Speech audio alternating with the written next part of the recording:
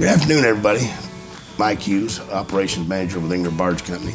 With recreational traffic coming into season and Memorial Day coming on, we're wanting to share some best practices and some safety tips to help prevent unwanted interactions between recreational craft and commercial traffic.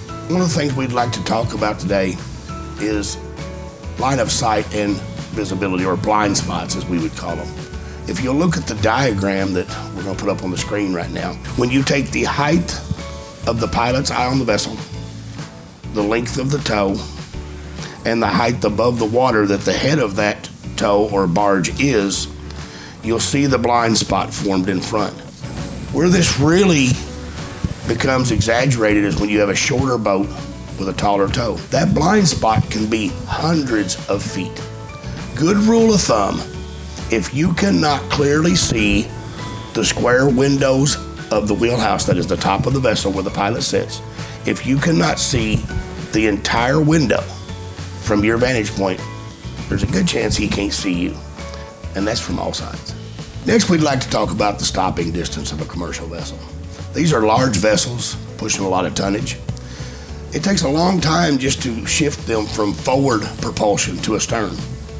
It's a slow, long process to do it safely.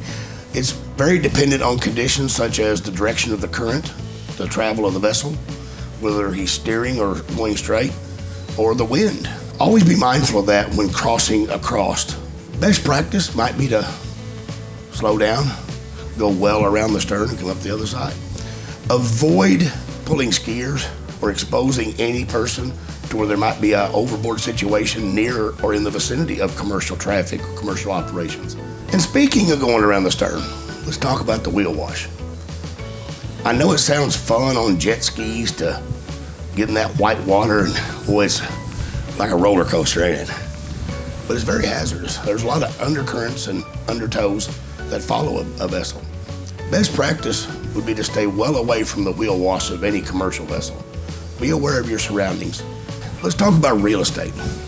What do we mean with real estate? We talk about the area of travel that a recreational vessel or a commercial vessel occupy in that space of time. You guys know that a flat bottom vessel such as a skiff or a dinghy or aluminum john boat will slide. That means that you're going forward, but you'll slide to the side when you steer. Our vessels and our barges are flat bottom. We slide too. We're a lot bigger, a lot heavier, a lot longer. So when we slide, we occupy a lot of real estate. So best practice would be to keep that in mind. The direction of travel is not always directly in front of that vessel. It's going to be all of that area that he occupies. And think back to water skiing or running that little aluminum fishing boat. Speaking of real estate, let's talk about lookouts. It is very important for all marine vessels to keep constant communications and constant awareness of your surroundings and who and what is in your vicinity. One of the easiest ways to do this is with your eyes, and a cheap way is with a VHF marine radio. You can hear other people's intent and you can broadcast your own. So thanks for listening, and we hope this helps everybody have a safe and happy boating season.